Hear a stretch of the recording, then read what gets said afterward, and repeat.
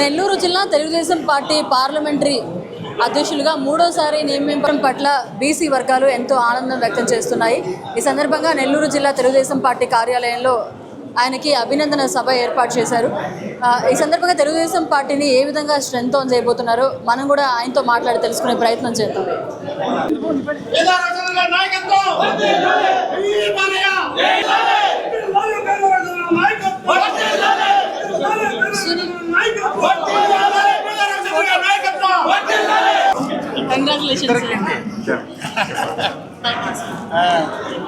Sir, Nellore జిల్లా Telugu Desam party parliament అధ్యక్షులుగా నియమించినందుకు మీకు ముందుగా శుభాకాంక్షలు.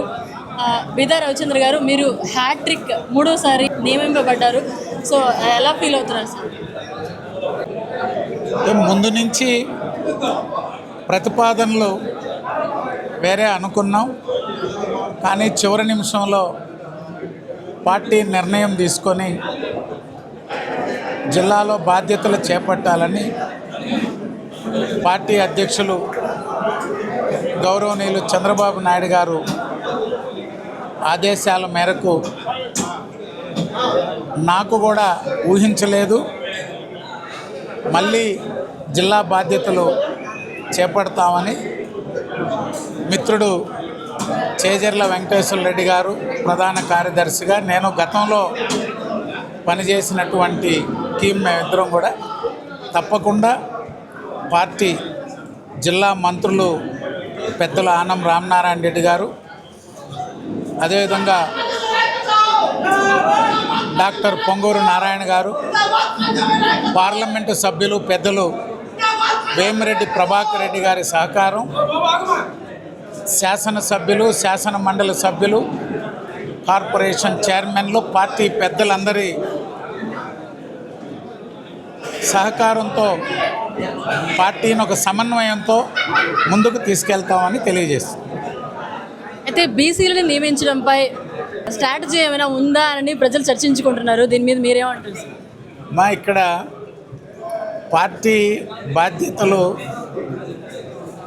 రాష్ట్రంలో అనేక సమీకరణలు, ఈ దఫా అనేక మందికి అవకాశాలు కల్పించాలని చెప్పి అడిగారు. అందరం కూడా పార్టీ జిల్లాలో ఉన్నటువంటి పార్టీ పెద్దలటు నిర్ణయం, రాష్ట్ర పార్టీ తీసుకున్నటువంటి నిర్ణయం.